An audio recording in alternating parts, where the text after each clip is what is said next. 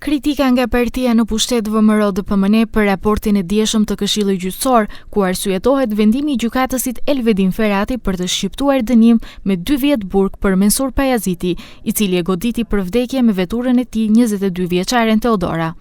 Lupço Prengjof, deputet nga radhët e kësaj partie, mendon se përveç punës së gjykatësit, duhet të rishqyrtohet edhe puna e prokurores nga Gostivari, Vjollca Elmazi, e cila i ka propozuar gjykatës që të pranoj ankesën e Pajazitit për një dënim më të butë. Наместо да демонстрираат доблест и чувство на јавна одговорност, членовите на Судскиот совет избраа да ја релативизираат неправдата,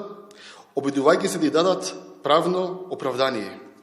Сметаме дека треба да се испита и улогата на висшата обвинителка од Гостивар, господета Вјолца Елмази, која пред апелациониот суд се предомислила и предложила делумно уважување на жалбата на осудениот Пајазити со барање за намалување на веќе изречената казна. Procedura për rastin me Teodorën u hap përsëri pasi vendimi parapraku anuluan nga Gjykata Supreme dhe ktheu lëndën në rigjykim, ndërsa Gjykata e Apelit nga Gostivari ka caktuar se dënimi fillestar nga 3 vjet e gjysmë është tepër i lartë pas shka gjykatës i Ferati shqiptoi dënim me 2 vjet burg. Grupi punues i Këshillit Gjyqësor e shqyrtoi veprimin e gjykatësit dhe vendosi se Ferati nuk ka mundur të vepronte ndryshe, ndërsa këtë e konfirmoi dhe kryetari i këtij organi Aleksandar Kambovski. Таа беше единствената казна што тој можеше да изрече конкретно в случај, а имајќи го предвид, имајќи во предвид законската одредба која што е во законот за кривичната постапка, која што забранува да се смени определена одлука на полошо